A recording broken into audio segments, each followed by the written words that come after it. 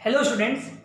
Now only one chapters are left for your revision. Chapter number 1, it's large numbers. So in the large numbers given on page number 10, you can just learn that the smallest 2-digit number, 1-digit number, 3-digit number, 4-digit number, 5-digit number, 6-digit number. Okay, as well as in your book it's given 6-digit number or smallest 6-digit number as well as greatest 6-digit number. So I think all of you know that it's 9 9 9 1 2 3 4 5 6 ones, tens, 100,000, 10,000 and 9,99,999 is the greatest 6-digit number, and 1 0 0 1 2 3 4 5 6, that means ones, tens, 100,000, 10,000 and 1 lakh is the what smallest 6-digit number. सो इस तरह के जो भी है 5-digit number क्या होगा, 4-digit number smallest greatest, ये तुमको लर्न करना है. इस तरह के क्वेश्चंस ऑब्जेक्टिव टाइप में तुम्हारे एग्जाम में ऑनलाइन एग्जाम में आ सकता है. ठीक है, नेक्स्ट है उसके बाद तुम्हारा दिया हुआ है place value and expanded form given on page number 10. वहाँ पे एक लाइन दिया है, बहुत ध्यान से उसको हम रीड करना. That is given that the first second third fourth line it's given the ones, tens and 100 places come under the dash period. That means it's given, that means all of you know that here is ones, tens, 100, 1000, 10,000, ones, tens, 100,000, 10,000, lakhs, 10 lakhs and so on. तो ये जो है ones, tens, 100, ये जो 3 places है ये किस period में आता है, ये किस पीरियड में आता है, इस वंस पीरियड में. 1000, 10,000 यहाँ पे ये जो दिया हुआ है ये किस पीरियड में आता है, it's the period is 1000 period. Okay, so ये तुमको लर्न करना है. ठीक है, that line is a very important line, that the ones, tens and 100 places come under the dash period, come under the ones period, and the 1000 and 10,000 places comes under the thousands period. Okay, I think it's clear. Now it's after that is given note. Note is given, a comma is used to distinguish the periods in a number. That means देखो जो comma है तुमको इस तरह के exam में जो तुम्हारा है एग्जाम में ऐसे आ सकता है, in the Indian place value system में कॉमा कितना कितना के बाद देते हो, विच नंबर के बाद कॉमा देते हो. That means 3 2 2. Okay, and international place value system पे कितने पे कॉमा देते हो, दैट 3 3 3. ओके, सो ये चीज तुमको लर्न करना, अच्छे से तुमको याद करना पड़ेगा. ठीक है, नाउ नेक्स्ट है तुम्हारा इन गिवन पेज नंबर, हाँ यस. नाउ इस तरह का भी तुम्हारा एग्जाम में क्वेश्चन आ सकता है.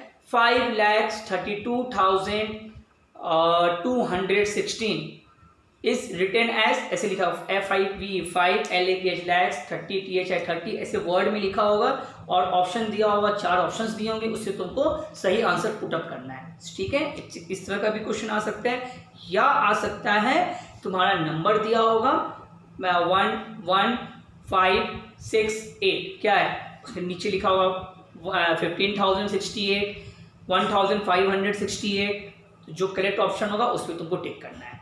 ठीक, एक ये क्वेश्चन आ सकता है, प्लस एक इसमें एक और तुम्हारा जो क्वेश्चंस हैं ये भी आ सकते हैं कि मान लो यहाँ पे हम ऑप्शन दिए हुए A 5 2 3 2 6 1, एक ऑप्शन है B 2 6 1 8 9, option C 5 8 3 2 8 6, option D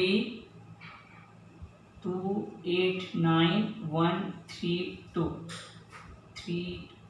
यहाँ पे 4 नंबर्स लिखे हैं. ठीक है, ABCD 4 ऑप्शन है. क्वेश्चन ये है कि ये जो यहाँ पे है which number is in international number system. That means को पता करना है कि इसमें से कौन इंटरनेशनल नंबर सिस्टम में है. वो हम क्या बताएं, इन इंडियन नंबर सिस्टम में हमसे क्या होता है, कॉमा लगता है 3 2 2. दैट मीन्स यहाँ चेक करो 1 2 3 कॉमा 1 2 कॉमा दैट मीन्स ये इंडियन प्लेस वैल्यू सिस्टम पे है। बी वाले पे देखो 1 2 3 कॉमा 1 2, यहाँ कॉमा भी नहीं है, दैट मीन्स ये भी इंडियन प्लेस वैल्यू सिस्टम पे है। यहाँ देखो नंबर डी पे, नंबर सी छोड़ो, number D 1 2 3 comma 1 2 comma, again this is Indian place value system. And number C देखो 1 2 3 कॉमा 1 2 3 मीन्स 3, अब यहाँ 2 के बाद कॉमा नहीं दिया, that means 3। So option C जो नंबर लिखा है वो तुम्हारा इंटरनेशनल प्लेस वैल्यू सिस्टम पे ये नंबर लिखा है। तो इस तरह का क्वेश्चंस तुम्हारे एग्जाम में पुटअप हो सकते हैं, ठीक है, कि इसमें से तुमको पता करना है which number is written in international number system. I think it's clear. Now next है तुम्हारा place value and face value. मान लो कोई क्वेश्चन आएगा 8 6 2 3 9, write the place value of 6 and the option आ जाएगा तुम्हारा 6, ऑप्शन आ जाएगा तुम्हारा 600, ऑप्शन आ जाएगा 60, ऑप्शन आ जाएगा तुम्हारा 6000। Which option is correct? 1 10 and 6, number D 6000। Okay, और एग्जाम में आ सकता है क्वेश्चन, मान लो सेम यही तुम्हारा दिया हुआ है, क्वेश्चन दिया हुआ है number D, right the face value of 6। Face तुमको बताए थे प्लेस चेंज होता है, फेस नहीं, तो what is the option correct? Option A is correct. Okay, now moving to the comparing the numbers. Comparing the numbers में तुम्हारे जो क्वेश्चंस हैं उसमें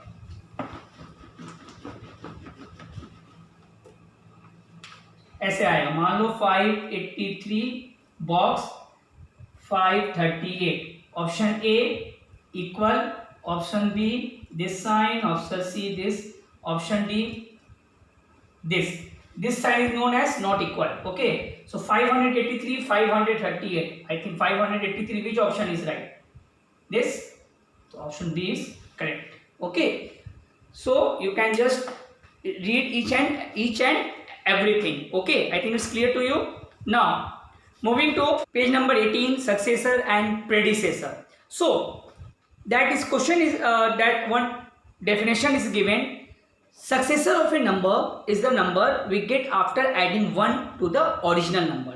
तो क्वेश्चन तुम्हारे एग्जाम में ऐसे आ सकते हैं, the number we get after adding 1 to the original number is number A successor, number B predecessor, number C addition, number D subtraction. तो क्या आंसर आएगा? सक्सेसर। ओके, सो तुमको इसका डेफिनेशन तुमको लर्न करना है। नेक्स्ट है प्रेडिसेसर।